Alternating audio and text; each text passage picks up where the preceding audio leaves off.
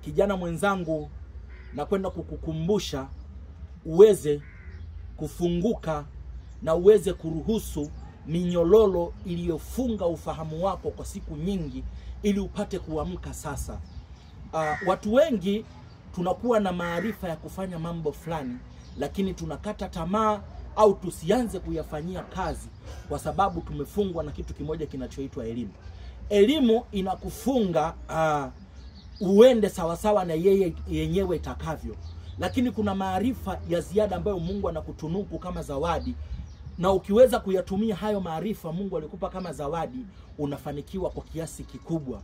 Ulishawahi kujiuliza ni wasomi wangapi wenye mafanikio makubwa kuliko watu waliojiongeza kufanya mambo mengine tofauti na yale walioyasomea? Ni kwa sababu gani? Elimu ya darasani inakufundisha maisha ya darasani, haikufundishi maisha ya mtaani. Hapo ndipo kunakuja kuwa na utofauti kati ya elimu ya darasani na elimu ya mtaani.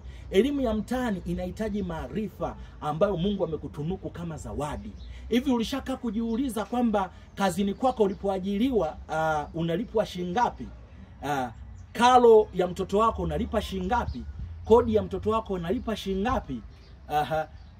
Nauli ya kwenda kazini kwa mwezi mmoja unalipwa shilingi ngapi?